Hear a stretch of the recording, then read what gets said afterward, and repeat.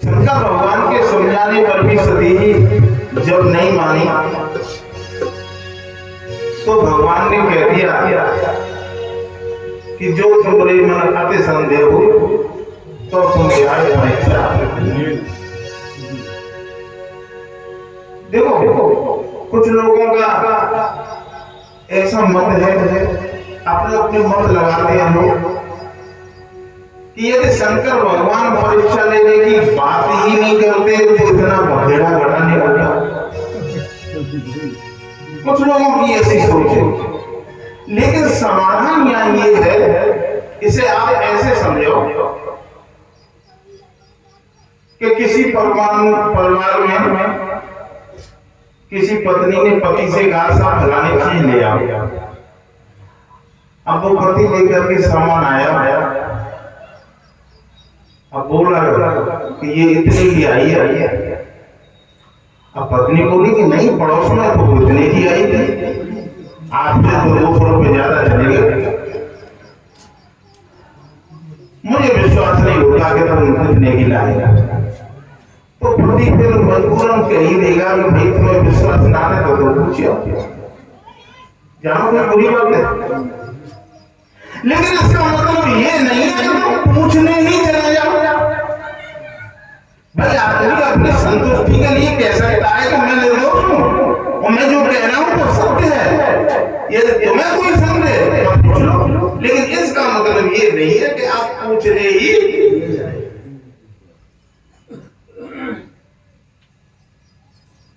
लेकिन सती जी गई,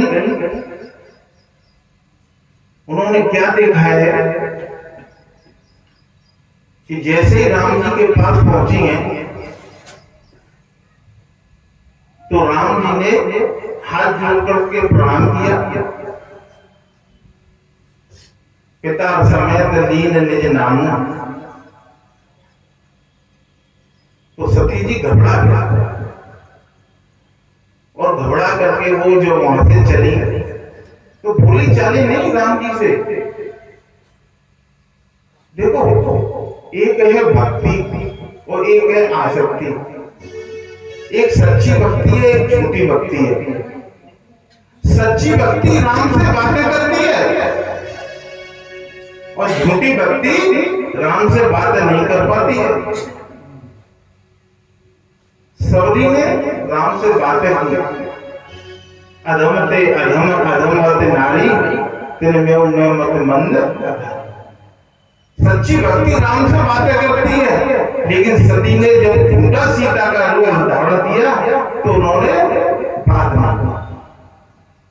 और वो क्या देख रही हैं कि जब इधर को देखती हैं तो उधर से सीताराम लक्ष्मण जी चले आ रहे हैं, इधर देखती हैं तो इधर से चले आ रहे हैं, चारों तरफ। अब बताओ कि जब सीता जी चोरी हो गई तो राम जी के संग अब सीता जी कहां से आ गई।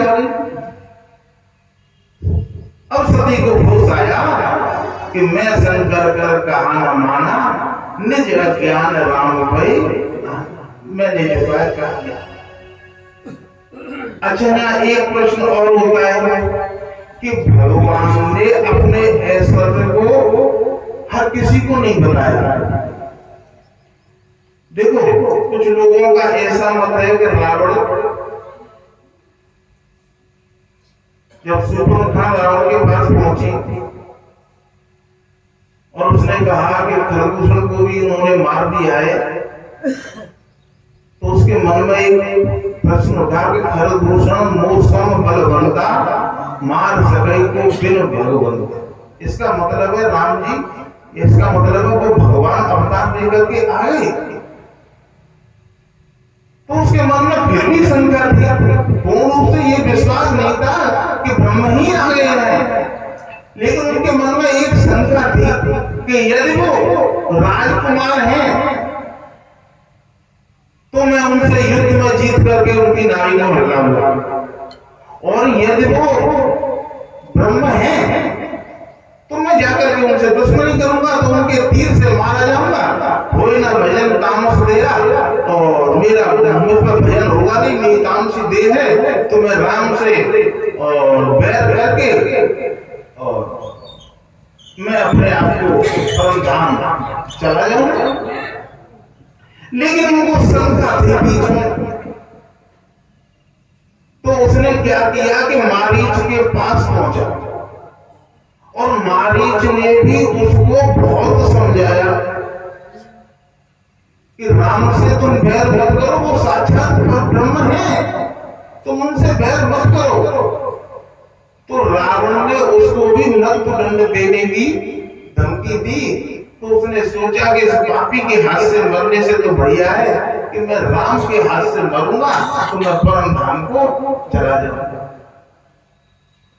तो सोने का मृग बनकर के वो आया है और आकर के उसके पीछे सीता जी ने राम जी को भेज दिया कि मुझे तो ये मृग चल चाहिए, ये जिंदा है, ये मुर्दा है, इसकी खाल पे बैठ करके और अपने भजन संध्या के लिए बहुत ही शुभ रहेगा। तो माता सीता ने राम को भेज दिया। अब राम जी उसके पीछे चले गए तो रावण के मन में हो गया, अरे देखो हम तो सोच रहे थे जी ब्रह्म है और जी तो माया के हिरण के पीछे चले गए, जाको मतलब जी ब्रह्म नहीं है। उसको यहाँ इस जगह पर कंफ्यूजन हो गया कि ये ब्रह्म नहीं है और ये ब्रह्म नहीं है। लेकिन जब वो सीता माता को लेकर के आया तो उसे मन में ये प्रसन्नता हो गई और मन में चरण बंद करके उसने बहुत सुख माना कि ये जगदम्बिका नहीं है, ये जगत जननी नहीं है, और वो उठा करके वो ले जाता है। लेकिन जब वो ले जाता है और राम जी जब वहां से आते हैं लौट करके तो सूना आश्रम देखते हैं, और जब सूना आश्रम देखते हैं तो वो कहते हैं कि देखो इसने मुझसे युद्ध किए बिना छड़ से ले गया है। लेकिन रावण ने राम जी को माया का मृग दिया और राम जी कहते हैं कि मैंने तुम्हें कौन सी असली सीता दे रही है, मैंने तो नकली सीता नहीं है। भगवान गीता के इस वाक्य को सिद्ध कर रहे हैं, कौन सा कि जो भक्त मुझे जिस भाव से भेजता है मैं भी उसे उसी भाव से भेजता हूं। तूने मुझे नकली हिरण दिया है, मैं भी तुम्हें नकली सीता देता हूं। क्यों कि असली सीता तो अग्नि के हवाले कर दी। तुम पागल मनम करो निवासा, जो लग करो निशाचर नासा। सीता माता तो अग्नि के हवाले थी, वहां से छाया रूपी सीता और आश्रम में थी। अब किसी भी जगह पे आपको ऐसा दिखाई नहीं देगा पूरी रामायण में कि रावण को ये भीतर से पूर्ण विश्वास हो गया था कि राम ब्रह्म है।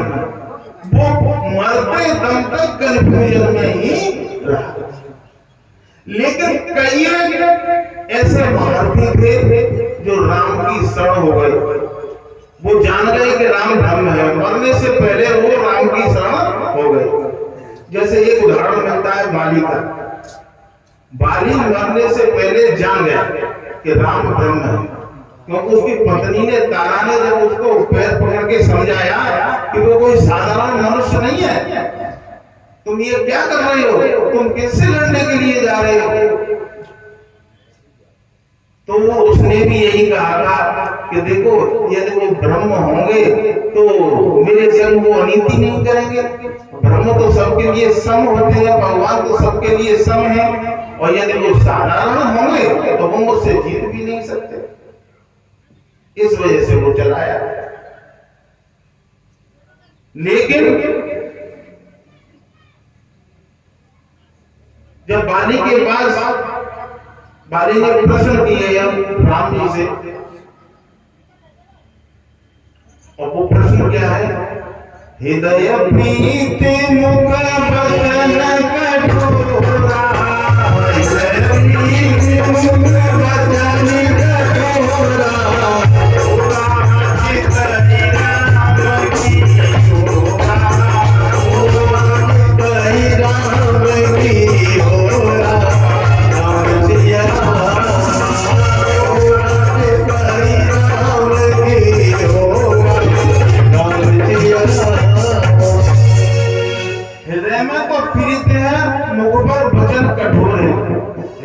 पीठ से ये सिद्ध कर दिया कि तुम राम हो, तुम ब्रह्म हो, लेकिन तुमने मेरे साथ ऐसा क्यों किया? ये उसके अंदर प्रश्न था कि तुम साक्षात ब्रह्म हो और ब्रह्म होकर के तुमने मेरे साथ ऐसा दगा किया। एक तो मुझे छुप करके मारा और दूसरी बात तुमने जो कहा है बाली से प्रेम किया और मुझसे नफरत की। हम दोनों भाई हैं, मुझसे क्या प्रीत, मुझसे क्या दुश्मनी है और सुग्रीव से क्या प्रेम है, ये मुझे बताइए।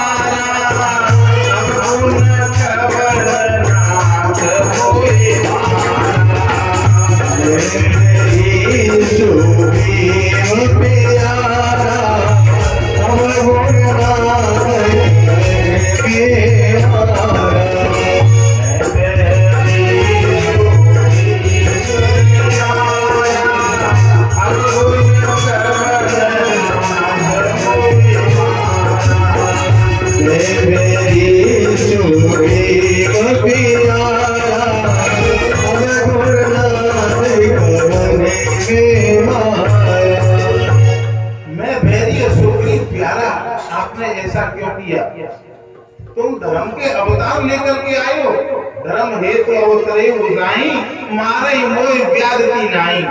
मुझे इस प्रकार मारा तो राम जी ने उनको बड़े प्रेम से जवाब दिया।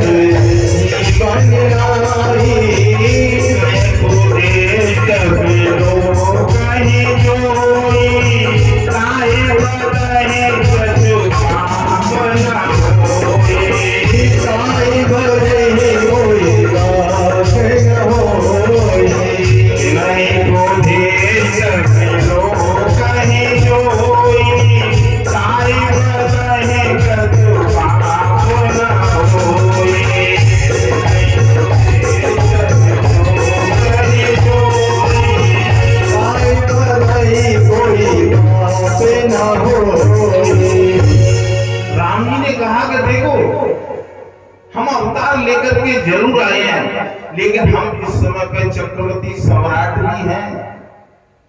भरत जी ने राज्य हमारे हवाले किया है और हमारे राज्य में यदि कहीं अनीति होती है तो अनीति का दंड देने का हमें अधिकार है।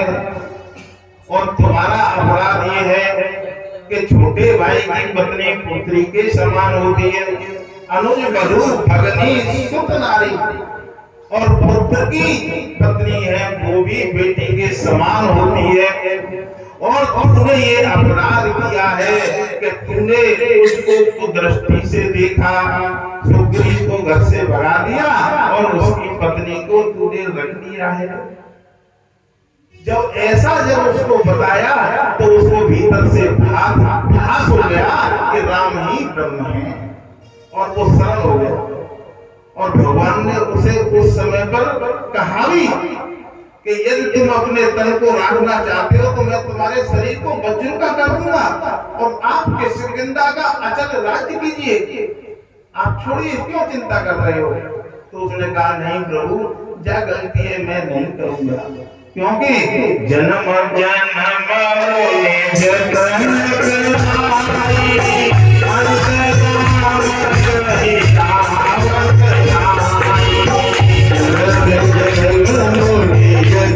अंत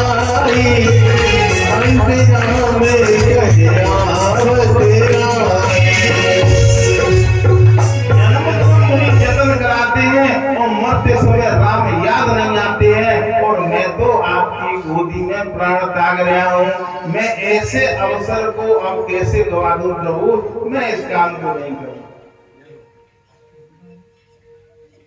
अब देखो बात यहाँ आती है कि राम ने हर किसी को अपने ऐसा रूपों का भान नहीं कराया, सती को करा दिया और बाली को भी करा दिया, और कुछ भक्तों का तो भाव शुरू से था ही, लेकिन शास्त्र ऐसा कहता है कि रावण को भगवान ने अपने ऐश्वर्य का भास नहीं कराया, और रावण ने भी कहीं किसी भी जगह पे अपने मन का, अपने मन की बात का किसी के सामने इजहार नहीं किया।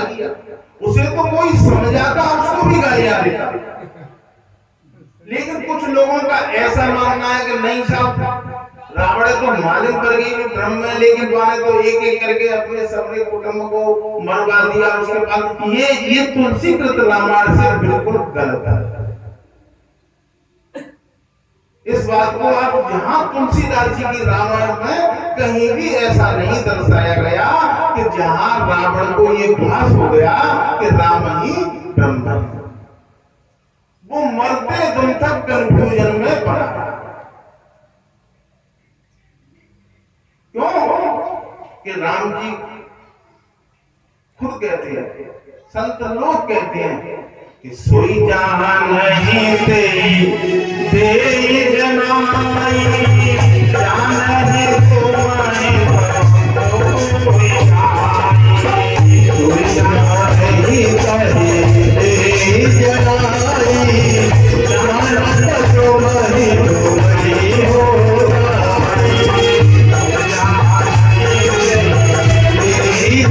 जनाई, जान तुम्हारी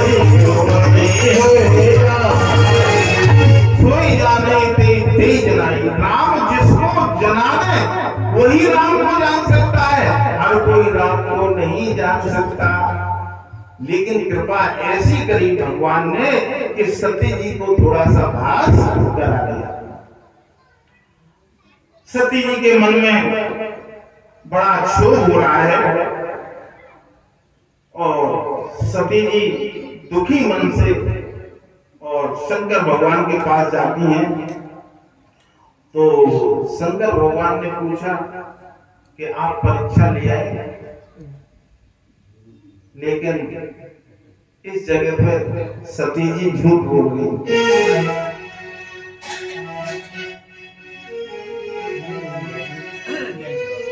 सुने तब शंकर प्रभु पद से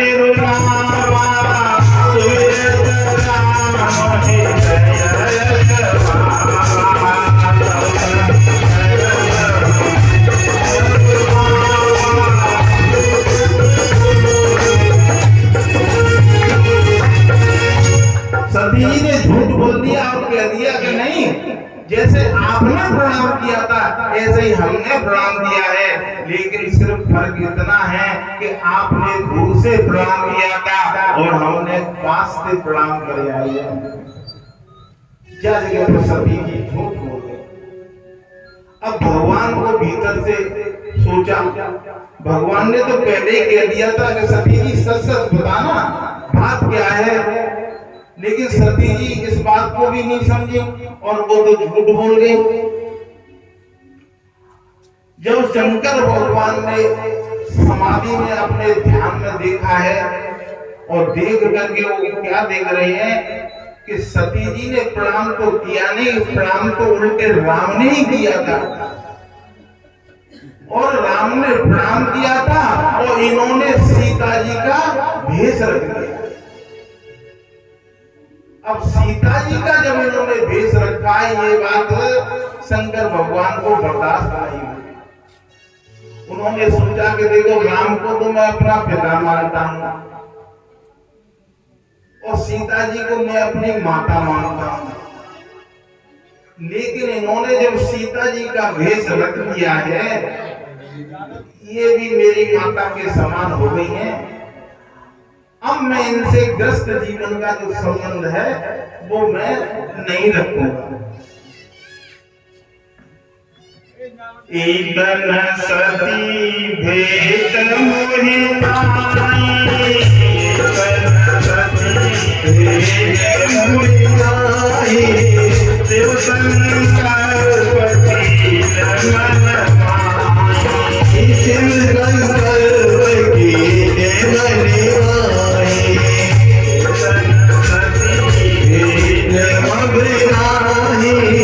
शिव शंकर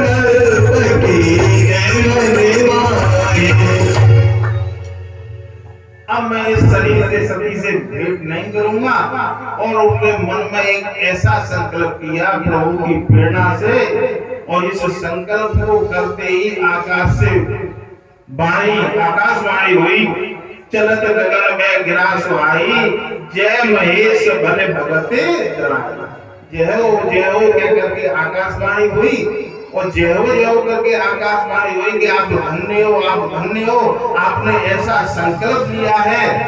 तो सती को भी वो आवाज सुनाई पड़ी। सती जी ने पूछा कि प्रभु आपने ऐसा कौन सा संकल्प लिया है कि जिससे ये आकाशवाणी बता रही है? तो शंकर भगवान ने उनको बताया है। अच्छा, कुछ लोग पूछते हैं कि भाई एक बात बताओ कि जब शुभ संकल्प किया जाए तो शंकर भगवान को आकाशवाणी हुई, तो आज आकाशवाणी क्यों नहीं होती है? कि देखो, आज लोगों के संकल्प इतने मजबूत नहीं है। आकाशवाणी तो आज भी हो, लेकिन आज लोगों के संकल्प इतने मजबूत है नहीं। सुबह संकल्प करता है कि मैं इस काम को नहीं करूंगा, और शाम को संकल्प को तोड़ देता है। तो संकल्प इतने मजबूत लोगों के नहीं है, तो आकाशवाणी कहां से हो? और दूसरी बात, शिव जी ने अपने संकल्प को गुप्त रखा, सती जी को भी नहीं बताया। आज लोग जो संकल्प करते हैं ना, उसका ढिढोरा पीटते हैं। अगर एकादशी को व्रत हो तो तब तक 10-25 जने ने माले नहीं बच जाएगी, तो व्रत पूर्ण ना हो, कौन को तरीका है। अच्छा, आप ये बात दृढ़ करके जाओ कि आप कोई भी व्रत रखो, तो व्रत के संग में एक व्रत लो, एक संकल्प लो भीतर से। तुम देखना कि व्रत से भी ज्यादा जो करना संकल्प पड़ेगा। वो क्या है कि तुम मन में संकल्प लेना कि मैं अपने मुंह से ये नहीं कहूंगा कि आज मेरा व्रत है। बस तुम इतना संकल्प लेके देखना कि देखो कितनी बड़ी मुसीबत खड़ी होती है तुम्हारे सामने। बिल्कुल मत कहना। इस संकल्प को लो कि हम घर में, देखो आप घर में तुम्हें बताना है भाई, तो तुम शाम को बता दो परिवार में बस कि भाई आज हमारा व्रत हुआ सुबह, तो आपको ये तैयारी करनी है बस। उसके बाद में तुम्हें किसी से नहीं कहना है। तुम इस व्रत को करके देखना, फिर आपको पता चलेगा कि व्रत करना कितना कठिन होता है। ये मैं अपना एक्सपीरियंस बता रहा हूँ आपको कि व्रत से भी ज्यादा संकल्प को गुप्त रखना उससे भी ज्यादा कठिन होगा। शंकर भगवान ने सती को नहीं बताया।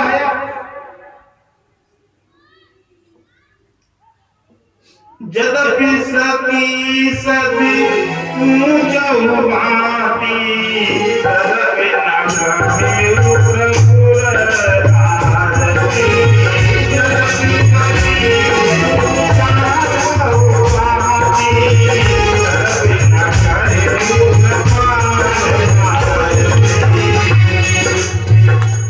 सती जी ने बहुत प्रकार से पूछा, लेकिन शंकर भगवान ने उनको बिल्कुल भी नहीं बताया, संकल्प को गुप्त रखा। देखो, झूठ बोलने से इतना बड़ा अनर्थ हुआ सती जी के जीवन में कि पति पत्नी का जो रिश्ता है वो इतना घनिष्ठ रिश्ता होता है कि जैसे दूध में आप पानी मिला दो तो दूध उस पानी को अपना रंग देता है, अपना रूप देता है, अपना स्वाद देता है, और जब उसे बेचा जाए तो उसी कीमत पर दूध बिक जाता है, वो पानी बिक जाता है।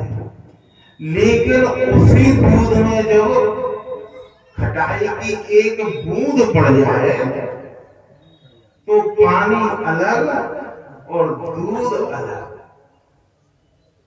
ये पति पत्नी की बात बताई है कि जब पति पत्नी के जीवन में अगर संशय रूपी खटाई बढ़ गई तो समझ लेना उनका जीवन नीरस हो जाएगा। यही सती जी के साथ हुआ। अब सती बहुत भीतर से दुखी है, चली जा रही हैं, आगे पहुंचती हैं। हृदय सोच समझता निज करनी, हृदय सोच समझता निज करनी, ऐसा हमें सजाए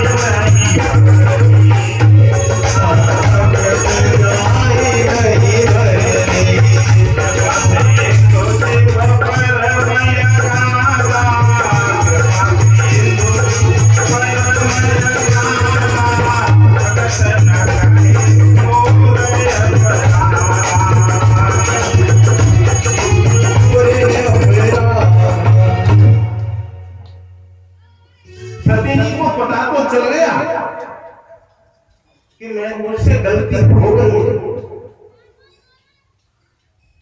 देखो अभिमान मनुष्यों में ही नहीं है, अभिमान स्त्रियों में होता है।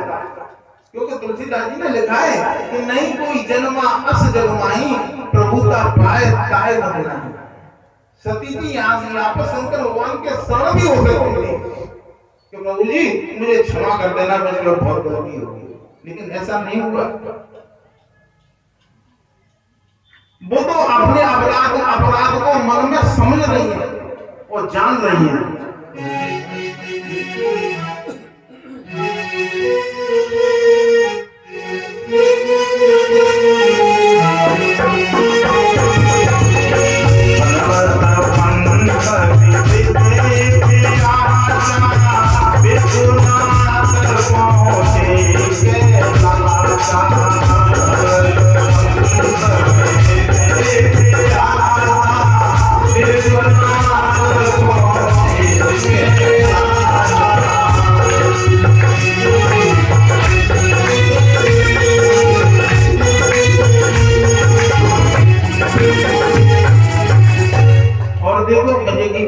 तुलसीदास जी क्या लिख रहे हैं? वर्णत पंत विविध इतिहास और विश्वनाथ पहुंचे कैलाश। देखो विविध इतिहास की कथा रास्ते में सुनाते हुए जा रहे हैं कि शायद सती को अपनी गलती का एहसास हो कि देखो फलाने जो ऋषि हुए थे उनकी पत्नी ने उनसे ऐसे झूठ बोला था तो उन्होंने ऐसा किया था। ऐसी कथाएं सुनाते जा रहे हैं रास्ते में। लेकिन सती क्या सोच रही है? क्योंकि दक्षिणी पुत्री है, वो क्या सोच रही है मन में कि बेटी फोन भूल गई होगी, फिर उसको झूठ मारे करेगो। सती का ये राजा भरतरी ने शमशान में बैठ करके एक श्लोक लिखा और श्लोक में बताया गया है कि राजा का चित्त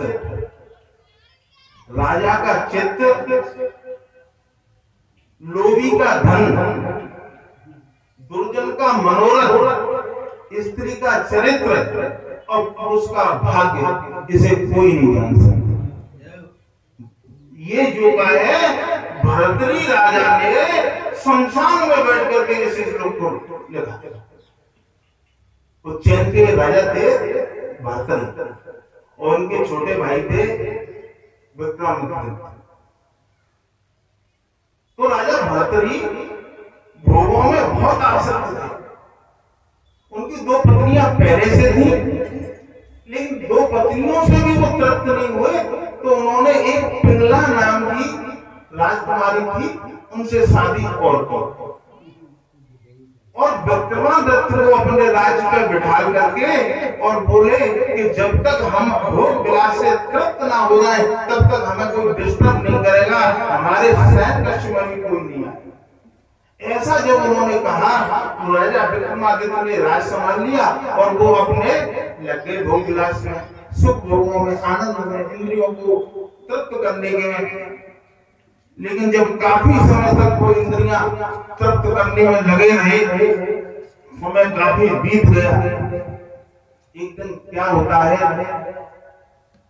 वे अक्सर कर दोपहर के टाइम में सो जाते थे राजा भरत।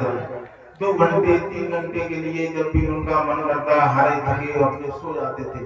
राजकाज से कोई उनको मतलब नहीं था। तो क्या है कि वो उनके महल के पीछे घोड़ों का एक घुड़सवारों का आश्रम था, उसको एक अश्वपति संभालते थे। तो एक बार रानी ने पिंगला ने जैसे खिड़की खोली तो वो सामने घोड़ों की सेवा करते हुए और अश्वपति को देखती हैं। अश्वपति अष्टपुष्ट और सुंदर जवान था, उसे देख करके पिंगला आश्रित को होता गया है कि जब उनका ये प्रोग्राम चलता रहा तो काफी समय बीतने के बाद में एक बार राजा उनके भाई की दृष्टि पड़ गई विक्रमादित्य की। तो रानी ने देख लिया कि मुझे राजा ने देख लिया है, विक्रमादित्य ने देख लिया है, तो उसने सोचा कि अब ये मेरे पति राजा भर्तरी से शिकायत करेंगे। इससे पहले उन्होंने एक युक्ति सोची कि राजा से जाकर के कह दिया पिंगला ने कि ऐसे ऐसे तुम्हारे भाई की जो दृष्टि है वो ठीक नहीं है और वो मेरे विरुद्ध गलत दृष्टि रखता है। पहले से ही उसने कह दिया। राजा को बड़ा क्रोध आया, क्रोध आकर के सभा में उसको बुलाया और बुला करके कहा, तो विक्रमादित्य बोले कि महाराज मुझे आपसे एक बात कहनी है कि तुम क्या कहोगे, मैं कह रहा हूं तुमसे, तुम आदमी ठीक नहीं हो। बहुत बड़ा कहा उनको और कह करके उसे राज्य से उतार करके और वनवास जाने के लिए राजा विक्रमादित्य को हटा दिया। उस समय तो रानी बच गई, लेकिन समय का पहिया घूमा। एक दिन उनके राज्य में एक बहुत बड़े महान संत हुए, उन्होंने तपस्या की कि मैं बहुत निर्धन हूँ, मैं गरीब हूँ और हे प्रभु मुझे थोड़ी सी धन संपत्ति मिलनी चाहिए। तो उनको धन संपत्ति देने के लिए भगवान प्रकट हुए। तो उन भगवान ने उनको एक फल दे दिया कि लो ये फल ले लो, इससे तुम अमर हो जाओ। भगवान उनको अमर फल देकर के चले गए। अब वो महाराज सोचने लगे कि मुझे धन संपत्ति की जरूरत है, इस अमर फल से मैं क्या करूंगा। लेकिन उसने सोचा कि यदि मैं इसे राजा को दूंगा तो राजा इसके बदले में मुझे बहुत सा धन दे देंगे, क्योंकि कौन नहीं चाहेगा कि इस दुनिया में मैं मरूं नहीं और अमर हो जाऊं। तो मैं ऐसे व्यक्ति को दूंगा जिसके पास बहुत सा धन हो, तो मैं इसे राजा को दूंगा। तो उन्होंने महाराज जी राज दरबार में गए और जाकर के कि मुझे राजा भर्तरी से मिलना है साहब। तो भर्तरी राजा आए और आकर के उनसे पूछा कि क्या काम है। कि महाराज ऐसे ऐसे मैंने तपस्या की है, मुझे ये फल मिला है और ये अमर फल है, आप इसे ले लो, आप अमर हो जाओगे, लेकिन मुझे तो धन की जरूरत है, आप मुझे धन दे दो। तो महाराज ने आदेश किया कि इसको जितना भी धन चाहे इसको दे दो और अमर फल को राजा ने ले लिया। और जब वो अमर फल राजा के पास आ गया, अब राजा मन में सोच रहे हैं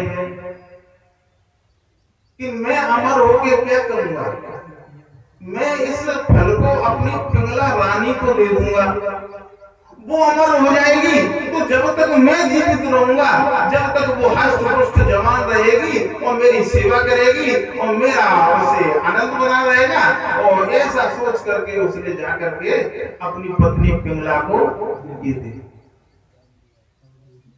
पिंगला बोली कि महाराज ये अमर फल है, जैसे वैसे नहीं खाया जाता और आप इसे मुझे दे दो और मैं अपने नहा धो करके बड़े आराम से इत्मीनान से मैं इसको खा लूंगी, आप दे दो। अब उन्होंने दे दिया, राजा चले गए वहां से। अब तो पिंगला मन में सोचने लगी कि मैं इस फल को खा करके क्या करूंगी?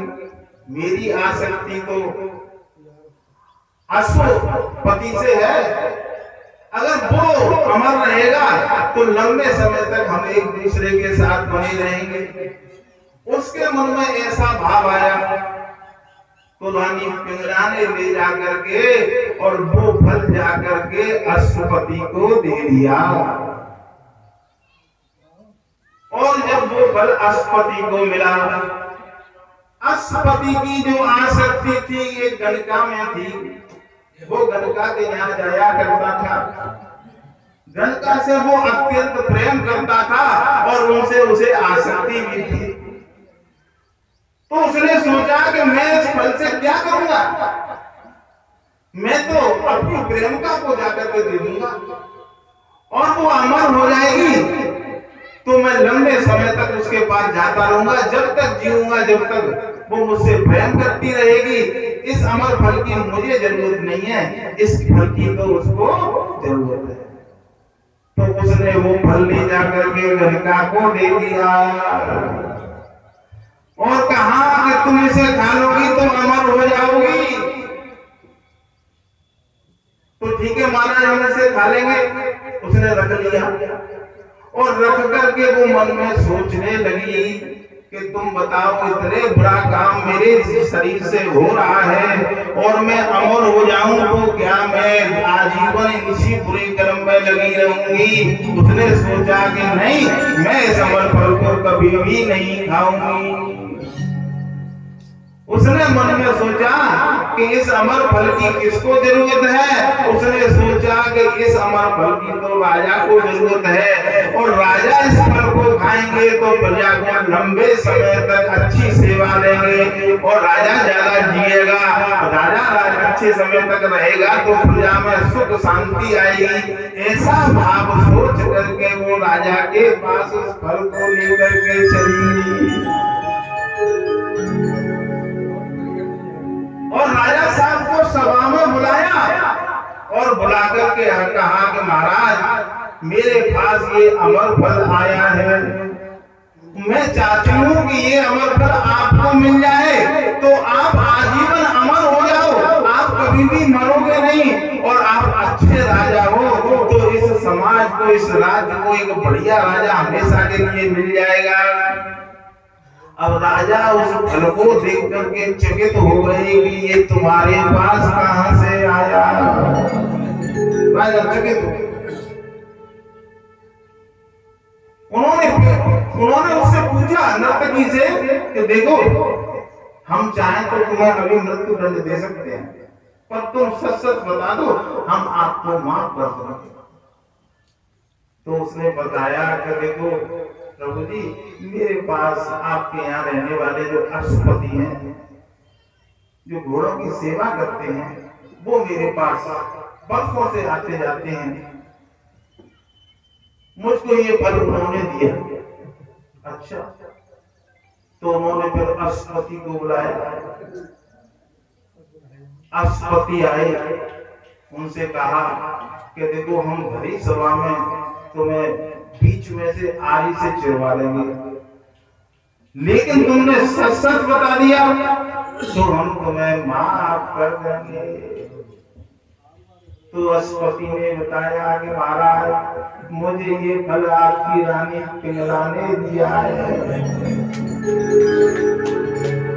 अब पिंगला का नाम सुनते ही राजा के चरणों से जमीन खिसक गई। सबसे पहले तो उन्होंने राजा विक्रमादित्य जो देश से निकाल दिए गए थे उनको बुलवाया और बुलवा करके फिर रानी पिंगला को बुलवाया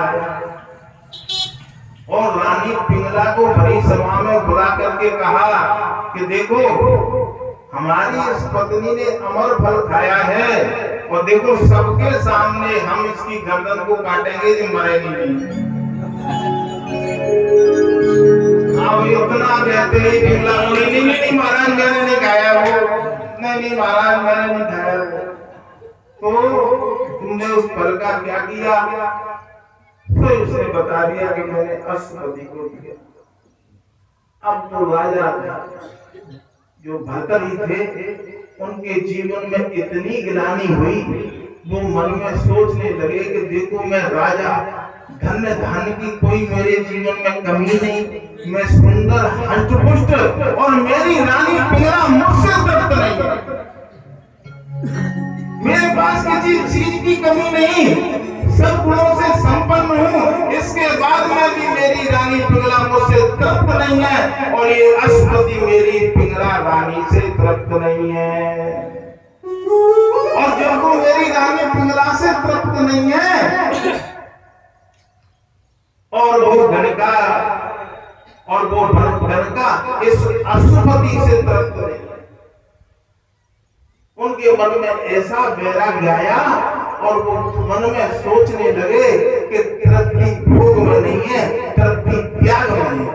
राजा भर्तृहरि को जब भीतर से ऐसी गिलानी हुई तो उन्होंने विक्रमादित्य को राज्य सौंप करके तुरंत ही सन्यास जीवन में निकल पड़े, दरबार छोड़ के चले गए कि देखो इंद्रियों को तुम चाहे कितना भी तृप्त दे देना, कितना भी खिला देना, कितना भी पिला देना, कितने भी भोग से भोग लेना, लेकिन इनको तृप्ति मिलने वाली नहीं है। जब आप भोजन करने बैठो तो कितना भी स्वादिष्ट भोजन हो, पहले ग्रास में जो तुम्हें आनंद आएगा वो दूसरे में नहीं आएगा, और दूसरे में जो आनंद आएगा वो तीसरे में नहीं आएगा, और तीसरे में आएगा वो चौथे में नहीं आएगा, आखिर में तुम पे कही जाए कि नया बोल ले लो कि नहीं बोल। लेकिन बात कह रहे हो नहीं महाराज, लेकिन 2-4 घंटा पीछे वही चीज फिर चाहिए। क्यों? तृप्ति भोग में नहीं, तृप्ति त्याग में है। राजा भर्तृहरि ने उसी समय पर त्याग कर दिया। और कभी क्या कहते हैं, जिनको प्यारी है त्याग देता है फकीर, जिनको प्यारी है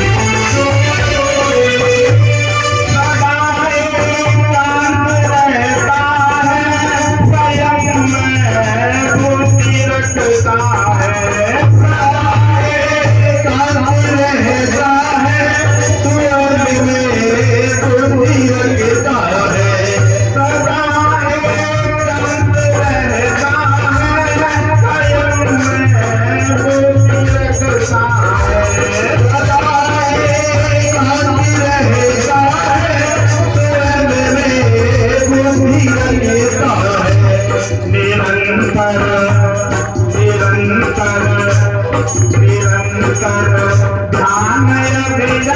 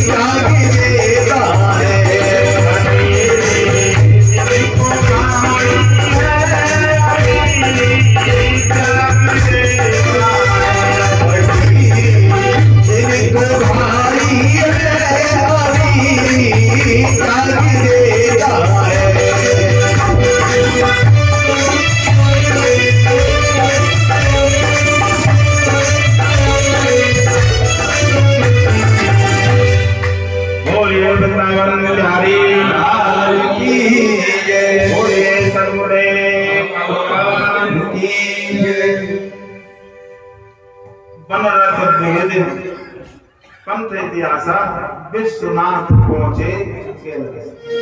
अब देखो तुलसीदास जी ने जगह जगह पे हर बात को इंगित किया है कि अब तक वो सती के ना थे लेकिन अब भस्म के ना थे, क्योंकि सती का त्याग कर दिया।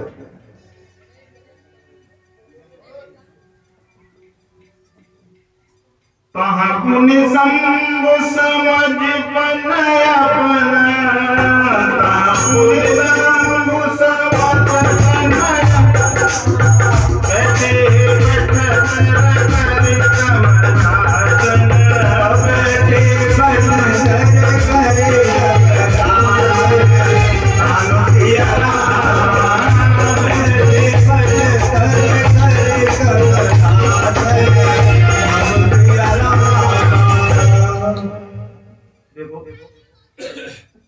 उन्होंने कैलाश में जाकर के अपना आसन लगाया और अपने स्वरूप में ध्यान में शंकर भगवान बैठ गए और 87,000 वर्ष तक की समाधि में डूब। लेकिन सती जी को पता चल गया, नित्य नव सोच सती और भारा कब जाइए युग सागर पार, इस दुख से मैं कैसे पार जाऊं, क्योंकि शंकर भगवान तो समाधि में है और वो उनकी सेवा में है, लेकिन भीतर भीतर उनको ये बात खाई जा रही है कि भगवान ने मेरा त्याग कर दिया है, अब मैं क्या करूं।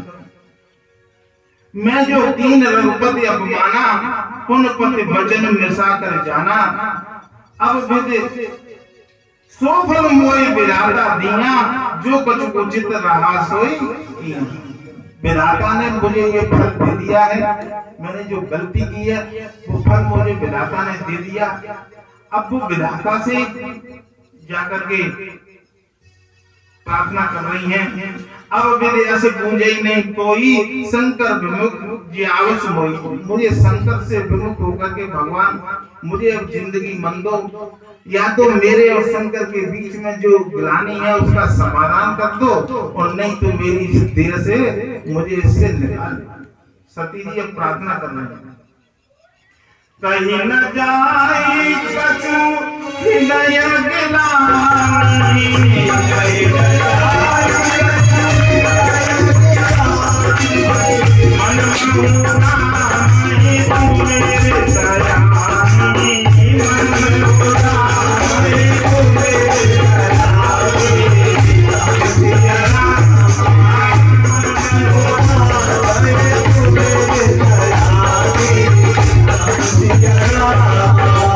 जो प्रभु तुम जो प्रभु दीन दया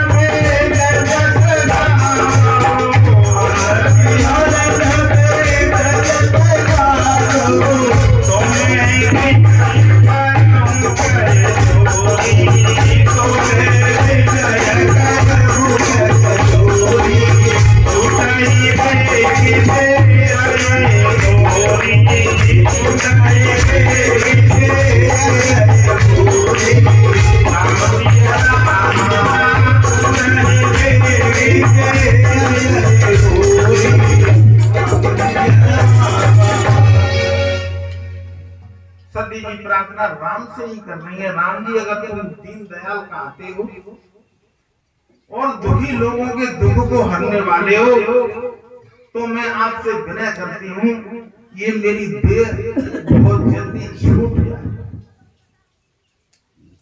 ऐसी प्रार्थना उन्होंने की।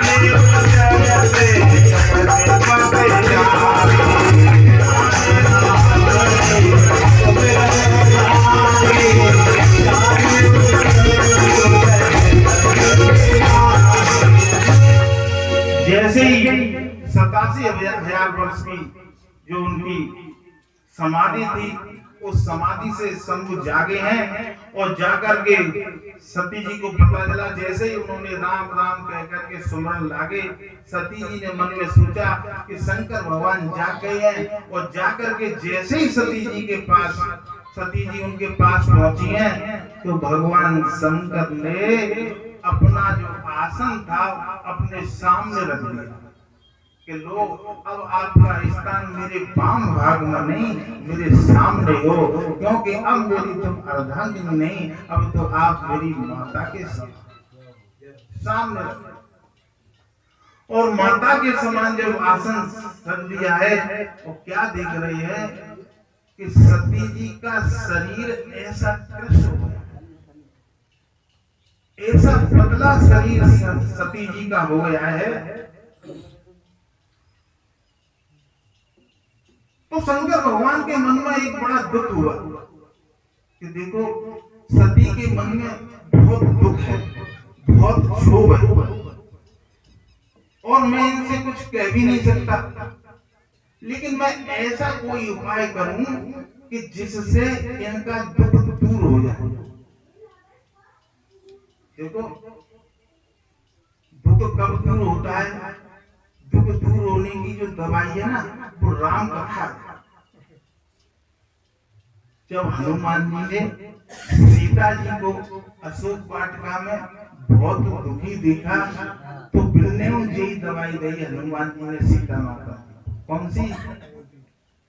रामचरण गुण बरन लागा सुनतई सीता कर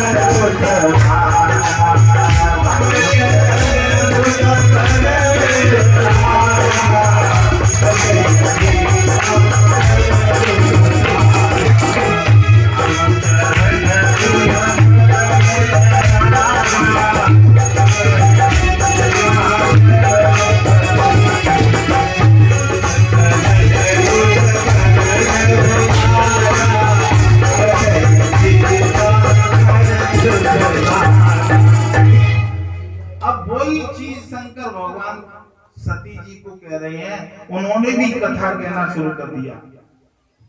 और क्या कह रहे हैं?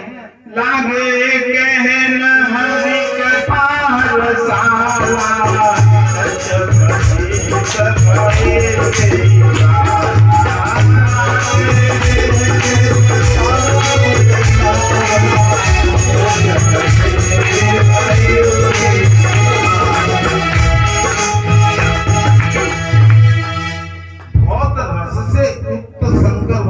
कथा कहने लगे।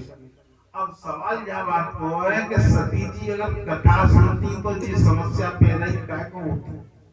कुंभज ऋषि के आश्रम में गई कथा सुनने के लिए, लेकिन सुनी महेश परम सुखमानी, सती जी ने कथा नहीं सुनी। अब माँ कथा ना सुनी तो न्याय ने कौन सी कथा अच्छी लगी? देखो जिनके पास अपनी कथाएं बिना भगवान की कथा अच्छी। कुछ लोग ऐसे हैं कि तुम्हारे पास बैठ गया नहीं तो अपनी कथा चालू कर देता और तब तक बैठेंगे 2 घंटा ना उनकी कथा खत्म नहीं होगी। तुम्हें इतना समय नहीं मिलेगा कि तुम मैंने एक आध कथा अपनी बता दो, इतना समय देंगे नहीं कि तुम, क्योंकि बिन के पास अपनी कथा, परिवार की, घर की, अड़ोसी की, पड़ोसी की, रिश्तेदार की, नातेदार की, सबरी कथाएं उनके पास, लेकिन जिनके पास राम कथा नहीं। देखा विधि विचार सब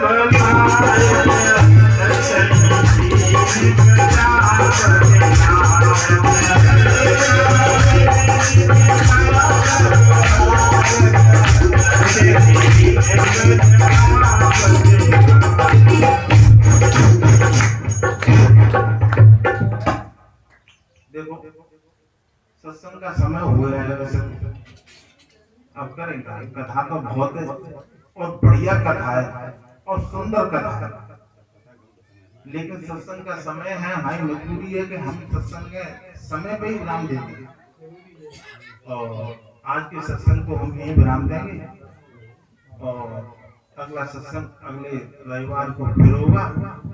और वैसे तो हम रामायण की एक एक दूर बात को आपको थोड़ी बताएंगे और ये सती की कथा नहीं, हम आपको रामायण की हर बात बताएंगे। और आज के सत्संग को नहीं विराम देते हैं।